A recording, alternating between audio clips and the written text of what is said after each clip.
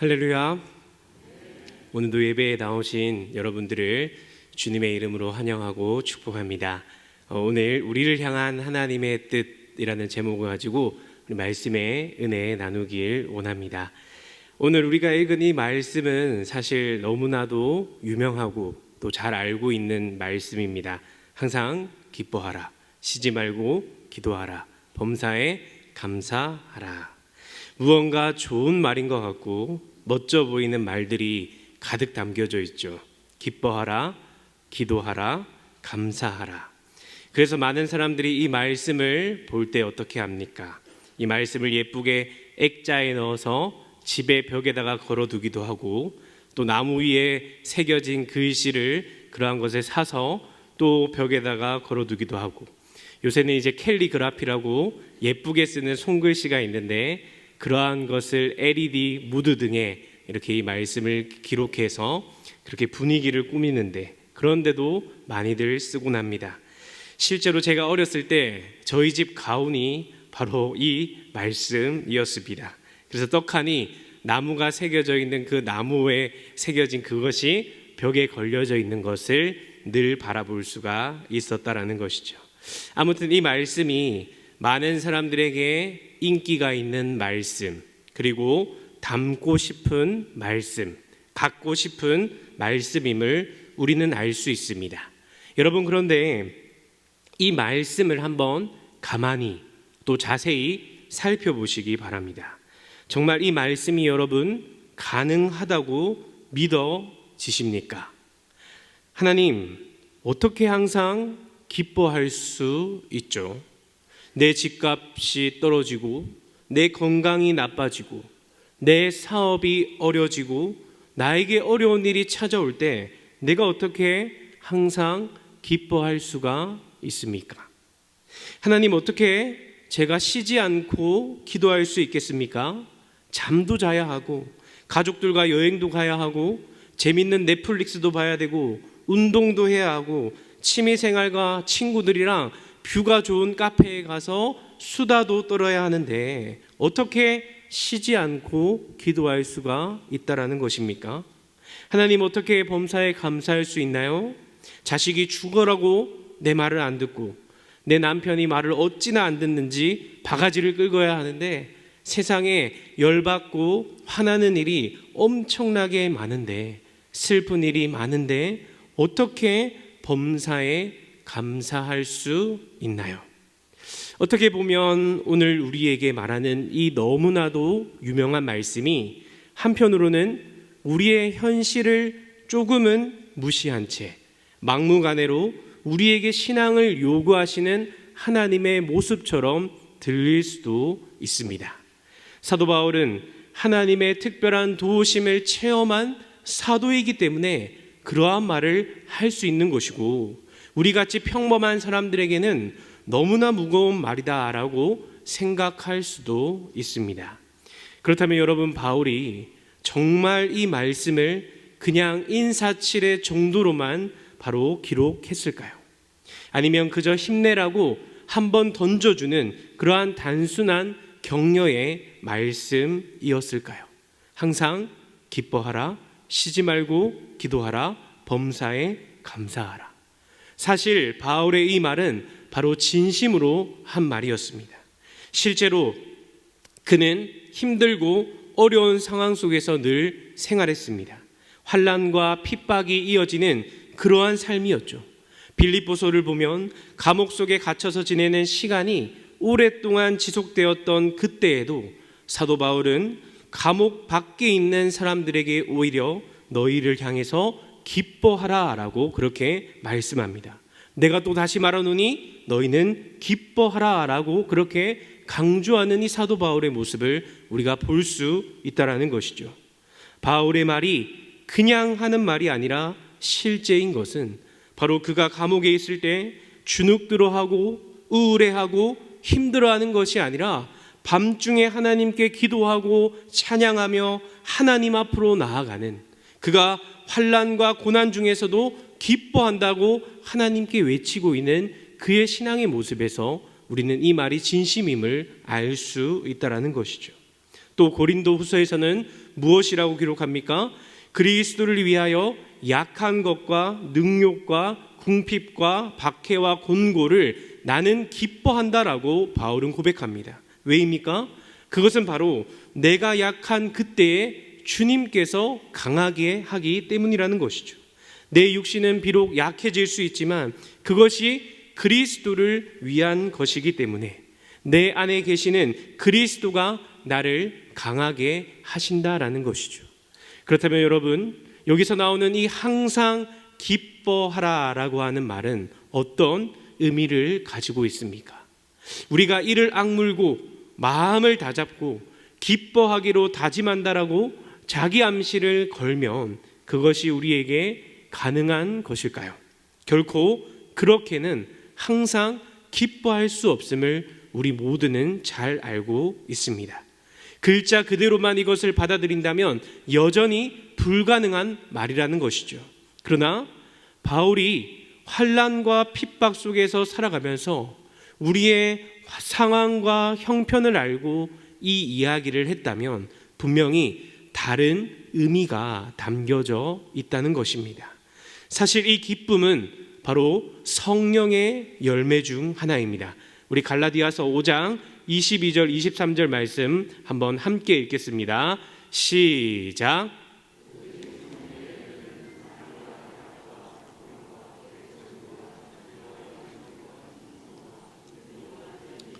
이 같은 것을 금지할 법이 없느니라. 아멘. 여러분 처음 보시면 오직 누구의 열매라고요? 성령의 열매. 사랑과 희락과 화평과 오래 참음과 자비와 양선과 충성과 온유와 절제니, 기쁨과 즐거움을 뜻하는 이 희락이 이 성령의 9가지 열매 속에 담겨져 있다는 것입니다. 성령님이 내 안에 충만하여 사는 삶을 통해 우리가 맺을 수 있는 금지할 법이 없는 하나님이 원하시는 열매 중 하나가 바로 이 희락, 기쁨이라는 것입니다. 그렇다면 우리가 여기서 알 수 있는 사실은 무엇이냐? 바로 성령의 열매인 기쁨은 분명히 세상 사람들이 누리고 있는 우리가 흔히 생각하는 그러한 기쁨과는 전혀 다른 기쁨임을 우리에게 알게 해준다는 것이죠. 바꿔 말하면 결코 세상은 줄 수 없는 오직 성령님만이 우리에게 주시는 참된 기쁨이 있다라는 말입니다. 여러분, 세상 사람들이 기뻐할 때는 언제일까요? 언제 가장 기뻐하죠? 세상 사람들은 내가 소원했던 어떠한 일이 이루어지거나 환경이 내가 원하는 대로 바뀌었을 때, 그리고 다른 사람들과 비교해서 우리가 그들보다 비교 우위에 놓여 있으면 이럴 때 가장 기뻐합니다. 예를 들면 어떤 게 있을까요? 같은 업종인데 여기는 월급을 300만 원 주는데 우리는 500만 원 준다. 다른 곳과 비교했을 때 우위에 있을 때 나도 모르게 씩 이렇게 웃게 됩니다. 또 내가 산 땅이, 아파트가 급격하게 가격이 오르게 된다든지, 내가 승진을 하게 된다든지, 내가 아픈 곳이 낫게 된다든지, 그럴 때 우리는 기쁨을 누리게 됩니다. 아마 여러분들도 속으로 난 이때가 가장 기뻤었는데 아마 그런 기억들이 다들 있으실 것입니다.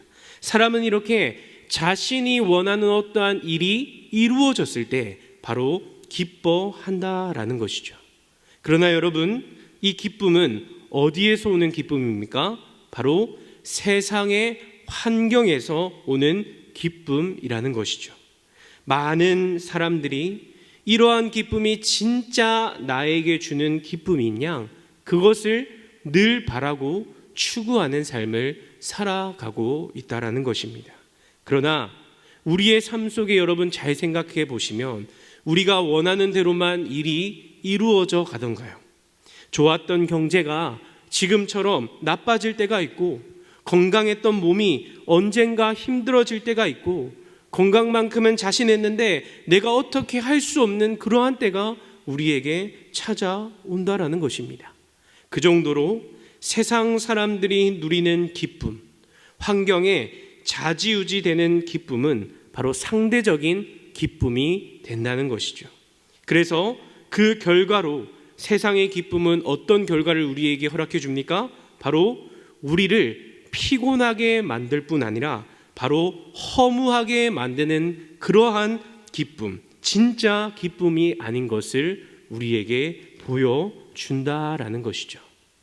그렇다면 우리를 정말 기쁘게 하는 이 성령의 기쁨은 과연 어디에서 우리에게 오는 것일까요?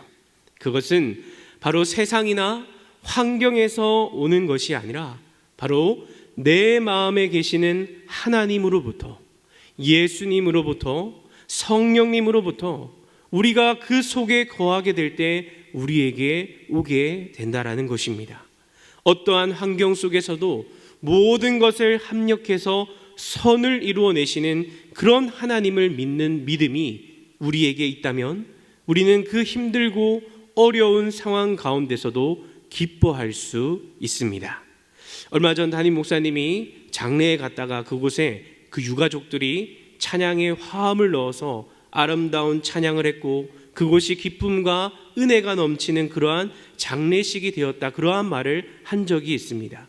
분명 유가족들에게는 슬픔 속에 잠겨 있는 것이 변함없고 분명한 상황이었지만 그 슬픔을 대하는 태도가 완전히 다른 사람들의 모습이 보이게 되었다라는 것이죠. 내 마음에 계시는 하나님으로부터 말미암아 세상이 줄 수 없는 그러한 평안과 기쁨이 그곳에 임재해 있었다라는 사실입니다. 성경에서도 참된 기쁨이 어디서부터 오는지 우리에게 잘 말해주고 있는데요. 우리 같이 요한복음 15장 9절에서 11절까지 말씀 우리 같이 한번 읽겠습니다. 시작. 나를 사랑하신 것 같이 나도 너희를 사랑하였으니 나의 사랑 안에 거하라. 내가 아버지의 계명을 지켜 그의 사랑 안에 거하는 것 같이 너희도 내 계명을 지키면 내 사랑 안에 거하리라. 내가 이것을 너희에게 이름은 내 기쁨이 너희 안에 있어 너희 기쁨을 충만하게 하려 함이라. 아멘. 말씀을 보니까 여러분, 우리의 기쁨이 어디 안에 있다라고 합니까? 바로 그리스도의 사랑 안에 있다라고 성경은 이야기합니다. 왜냐하면 그리스도의 사랑 안에 우리가 머물게 된다면, 다른 말로는 우리를 구원해 주셨기 때문에, 하나님의 자녀 삼아 주셨기 때문에, 영원한 생명을 우리에게 허락해 주셨기 때문에 어떠한 상황 속에서도 그 역경을 헤쳐나갈 수 있는 그 내면의 기쁨이 우리에게 충만하게 채워지기 때문입니다. 또 하박국 선지자는 이렇게 말씀합니다. 하박국 3장 17절 말씀 보시면, 비록 무화과 나무가 무성하지 못하며 포도나무에 열매가 없으며 감람나무에 소출이 없으며 밭에 먹을 것이 없으며 우리의 양이 없으며 외양간에 소가 없을지라도, 이것이 우리의 현재의 모습과 형편을 잘 보여줍니다. 그러나 그런 힘들고 어려운 상황에서도 3장 18절 말씀은 무엇이라고 고백합니까? 우리 한번 같이 읽어볼까요? 시작. 나는 여호와로 말미암아 즐거워하며 나의 구원의 하나님으로 말미암아 기뻐하리로다. 아멘. 비록 모든 것을 다 파산하고 먹을 것이 없는 그런 정말 힘든 상황 속에서도 우리는 여호와로 말미암아 기뻐할 수 있다라는 것입니다. 왜요? 나를 하나님이 구원해 주셨으니까요. 그 사랑 안에 우리를 거하게 해주셨으니까요. 소원하기는 여러분 모두가 세상의 어떠한 환경이 주는 그러한 기쁨에 우리가 좌지우지되는 그런 우리의 믿음이 아니라, 정말 나를 구원해 주시고 참 사랑이신 그 예수 안에 거하게 해주신 그 믿음 안에서 세상이 줄 수 없는 기쁨과 즐거움을 항상 누리며 살아가는 저와 여러분들이 되시길 간절히 주님의 이름으로 축복합니다. 여러분, 두 번째로 어떻게 그럼 쉬지 않고 기도할 수 있을까요? 역시 이것도 우리가 문자 그대로 이 글씨를 받아들이게 된다면 말이 안 되는 것이죠. 하루에 24시간 어떻게 모든 시간을 기도하며 살아가라라고 그러한 말을 했을까요? 바울은 모든 사람들에게 그저 놀고 먹는 삶을 단호하게 거부하면서 일하지 않으려면 먹지도 말라라고 그렇게 말했습니다. 또 낮에는 자기의 직업을 가지고 일을 하며 저녁에는 사람들에게 말씀을 전하는 제자 삼는 일에 헌신했습니다. 그런데 그러면서도 바울이 데살로니가 교인들에게 나는 너희 교인들을 위하여 밤낮으로 기도한다라고 그렇게 이야기했습니다. 여러분, 그러면 이 사도 바울의 말에 지금 문제가 있는 것 아닙니까? 밤낮으로 일하고 나는 사역한다라고 말하면서도 내가 너희들을 위하여 밤낮으로 쉬지 않고 기도했다라고 말하는 것은 이 두 말이 맞지 않음을 우리에게 보여주는 것이죠. F.F. 브루스라고 하는 학자가 이런 말을 했습니다. 쉬지 말고 기도하는 것은 오직 기도를 위해서 다른 모든 활동을 제쳐두어야 한다라는 의미가 아니다. 이것은 오히려 모든 활동이 기도의 정신으로 실행되어야 한다는 뜻이다. 쉬지 않는 기도는 하나님의 임재를 의식하는 것의 자발적인 결과다. 그러므로 기도는 아무 방해받지 않는 조용한 곳에서 자리를 잡고 하는 것만이 기도가 아니라는 것입니다.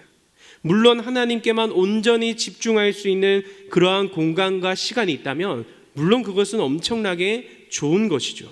그러나 우리의 현실이 그렇게 어렵게 된다는 것은 우리 모두가 잘 알고 있는 사실입니다. 그래서 바울은 바로 삶을 살아가는 동안에 내가 있는 그 자리에서 내가 하는 그 일 가운데 바로 그 삶을 통한 기도를 하나님께 드리고 있다라는 사실입니다. 많은 사람들이 기도를 가리켜서 기도는 우리의 호흡과도 같다라는 그러한 말을 참 많이 하게 됩니다. 호흡은 어떻죠? 한순간도 멈추면 안 되는 것이죠. 기도가 바로 그런 것입니다. 일상에서 내가 무엇을 하든지 어디에 있든지 간에 늘 하는 것. 그래서 기도에 대한 부분을 가장 잘 정의하는 것은 바로 기도는 하나님과 함께 대화를 나누는 것입니다. 기도라는 것이 어디 자리를 잘 잡고 일방적으로 나 혼자 멋있게 하나님께 기도하는 그것만이 기도가 아니라 나의 삶에 어디에 있든지 간에 무엇을 하든지 간에 그곳에서 하나님과 더불어 대화하고 의논하며 살아가는 주님과 동행하는 삶이 바로 쉬지 않고 기도하라라고 하는 말의 핵심인 것이죠. 제가 예전에 그 유기성 목사님이 하신 그 예수님의 사람 그리고 제자훈련 수업과 동행일기를 한 적이 있습니다. 거기에 핵심적인 것은 바로 예수님이 내 마음속에 내 옆에 실제로 계신 것을 믿고 생활하고 기도하며 대화하며 살아가는 그러한 삶이었습니다. 그런데 제가 그때 아파트를 살았는데 주차를 한 대 할 수 있었습니다. 당시에 차량 운행을 했기 때문에 교회차와 제 차 두 대를 주차하려면 이 매달 추가 요금을 내야 됐습니다. 그런데 평소에 전도를 나오면 호떡도 제가 잘 구워다 드리고 또 뻥튀기도 잘 구워드렸던 그 경비 아저씨가 늘 저에게 2주 방문증을 끊어주시면서 이 돈을 더 내지 않게 이렇게 저에게 배려를 해주셨습니다. 그런데 어느 날 절 보더니 경비실로 부르는 겁니다. 그래서 갔더니 나도 교회를 다닌다라고 하면서 성경책을 펴더니 그 속에 여분의 주차증을 저에게 하나 주시면서 앞으로 그것을 차 앞에 붙여라 라고 그렇게 이야기하는 겁니다. 그러면서 이건 목사님과 저만 아는 둘만 아는 비밀이에요 이렇게 이야기하는 것입니다. 여러분 제가 어떻게 했을까요? 받았을까요? 안 받았을까요? 네, 믿음이 좋으십니다. 아주 냉큼 받아서 제가 가져갔습니다. 그런데 다음 날이 되니까 이 마음이 너무 불편한 거예요. 예수님이 준규야 내가 옆에서 다 봤는데 그 아저씨와 너와 둘만 있었던 것이 아니라 내가 옆에서 다 봤는데 너 그렇게 할 거야? 이러한 마음을 저에게 주시는 겁니다. 그래서 그 다음 날 바로 그 경비 아저씨에게 찾아가서 이 주차증을 다시 드리며 제가 돈을 내고 주차를 하겠습니다 라고 하면서 이렇게 행동을 했던 적이 있습니다. 그런데 그때 정말 세상에 줄 수 없는 그런 뿌듯한 마음이 밀려오면서 주님이 꼭 저에게 잘했다 이렇게 칭찬을 하시는 것 같았습니다. 사랑하는 여러분, 바로 이것이 바울이 말한 쉬지 말고 기도하라의 핵심인 것입니다. 내가 정해둔 시간에만, 내가 정해둔 장소에만, 그곳에서만, 그 시간에만 기도하는 것이 아니라 순간순간마다 나의 출근길 가운데서도 하나님, 오늘 내가 출근하는데 하나님의 영광을 위해 살겠습니다. 하나님도 저에게 필요한 체력과 지혜와 믿음을 저에게 주실 거죠. 이야기하고, 또 내가 어떤 선택과 행동을 하기 전에도 늘 하나님, 내가 이렇게 하는 것이 맞습니까? 내가 이렇게 결정하는 것이 하나님의 뜻입니까? 라고 물어보고, 하나님과 늘 기도의 대화를 나누며 늘 소통하고 함께하는 것, 이것이 바로 쉬지 말고 기도하라라는 말의 핵심인 것을 여러분 기억하시길 바랍니다. 그래서 여러분들이 예배할 때에도, 혼자 있을 때에도, 또 길을 걸어가면서도, 밥을 먹을 때도 늘 하나님과 대화하는 기도를 통해서 내 삶이 기도가 되는 그러한 하나님의 은혜가 우리의 삶에 풍성이 가득하게 일어나길 주님의 이름으로 축복합니다. 여러분, 세 번째로는 범사에 감사하라라는 그러한 말씀입니다. 역시나 이 말씀도 제가 말했듯이 우리가 굉장히 지키기 힘든 말씀, 문자 그대로는 거의 불가능에 가까운 말씀입니다. 내가 복을 받는 일이 일어난 일에 대해서는 우리가 정말 감사하기가 쉽죠. 그러나 나에게 나쁜 일이 일어났는데도 불구하고 내가 감사를 하나님께 올려드린다, 이것은 굉장히 힘든 일일 것입니다. 그러나 바울은 범사에 감사하라라고 그렇게 이야기합니다. 왜냐하면 우리를 향하신 그 하나님의 계획이 늘 존재하고 우리를 그분의 섭리 가운데 선한 길로 이끌어 가시기 때문입니다. 그래서 감사는 하나님이 어떤 분인지를 알고 그분에 대한 완벽한 신뢰가 있을 때 우리에게 주어지게 되는 것이라는 거죠. 어떤 집사님이 저에게 질문을 한 적이 있습니다. 목사님, 제가 아는 분이 있는데 이분은 평생 교회를 위해, 하나님을 위해 열심히 헌신했어요. 그런데 갑자기 하시는 사업이 기울어져서 정말 큰 어려움을 겪게 되었어요. 왜 하나님은 평생 하나님 앞에 헌신한 분에게 이런 안 좋은 일을 일어나게 하실까요? 그렇게 저에게 질문했던 적이 있습니다. 여러분이 보셨을 때는 어떻습니까? 평생을 하나님 앞에 헌신한 분이 사업이 어려워졌다. 우리의 생각으로는 참 이해가 되지 않는 부분이죠. 하나님이 무엇을 좀 더 어떻게 해주셔야 하는 것 아닌가? 좀 베풀어주고 다시 일어설 수 있도록 잘되게 해주시고 그러한 은혜를 주셔야 하는 것 아닌가라고 하면서 눈에 보이는 그것만을 우리가 집중해서 불평하거나 하나님을 신뢰하지 않을 수 있습니다. 그러나 여러분, 하나님이 정말 아무것도 해주지 않았을까요? 사업을 그냥 힘들게만 하신 것일까요? 사실 하나님은 눈에 보이는 것만 우리에게 주시는 분이 아니십니다. 우리의 생각을 뛰어넘으시는 분, 우리의 모든 것을 알고 계시는 하나님이십니다. 다른 말로는 이미 우리에게 모든 것을 베풀어 주셨다라고 성경은 이야기하고 있다라는 것이죠.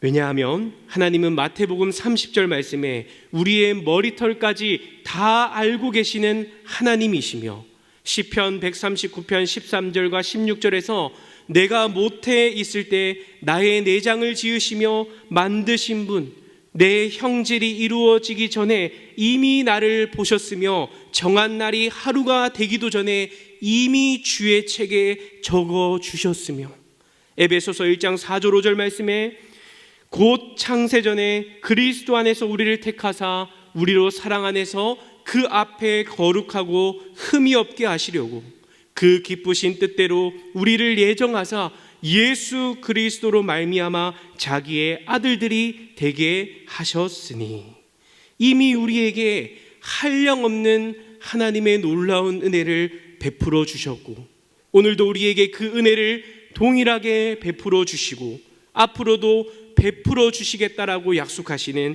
그 하나님의 끝없는 사랑을 우리는 말씀을 통해서 볼 수 있게 된다라는 사실입니다. 하나님의 자녀이기 때문에 우리에게는 눈에 보이는 것이 아닌 하나님이 이미 우리에게 해주신 은혜, 지금도 역사하시는 은혜, 앞으로도 함께 하시는 그 은혜를 바라보고 우리는 범사에 감사하는 모습을 보여야 함을 믿습니다. 소원하기는 우리 눈에 보이는 무엇을 우리에게 해주고 안 해주었다, 좋은 일이 일어나고 안 일어났다, 이것에 우리가 초점을 맞추어서 우리의 감사를 값싸게 팔지 마시고 창세 전부터 나를 알아주시고 또 구원의 은혜를 베푸사 하나님의 자녀로 나를 삼아주신 그 은혜에 우리가 날마다 감사로 살아가시는 저와 여러분들이 되시길 주님의 이름으로 축복합니다. 말씀을 마무리할까 합니다. 오늘 말씀을 통해 하나님은 우리에게 항상 기뻐하라, 쉬지 말고 기도하라, 범사에 감사하라 라고 하는 그 하나님의 말씀을 들었습니다. 이것은 결코 불가능한 말씀이 아니며 세상의 기준이 아닌 하나님의 사랑 안에 거할 때 예수 그리스도의 그 구원의 은혜를 옷 입고 하나님의 자녀가 된 우리에게 이미 하나님이 베풀어 주신 은혜이며 우리는 그렇게 살 수 있음을 믿습니다. 하나님은 오늘 18절 하반절 말씀에 이것이 그리스도 예수 안에서 우리를 향하신 하나님의 뜻이다 라고 말씀합니다. 항상 기뻐하는 것이, 쉬지 말고 기도하는 것이, 범사에 감사하는 것이 바로 우리가 이 땅을 살아가며 매일 가운데 살아내야 하는 바로 하나님의 뜻이며 우리만이 누릴 수 있는 특권임을 믿습니다. 세상의 환경과 상황에 의해 눈에 보이는 그러한 것들 때문에 우리의 믿음이 흔들리지 마시고 이미 우리에게 주어진 그 예수 그리스도의 사랑, 구원의 은혜, 하나님의 자녀로서의 그러한 것을 마음껏 누리시며 하나님의 뜻을 이루며 살아가는 저와 여러분들이 되시길 간절히 주님의 이름으로 축복합니다.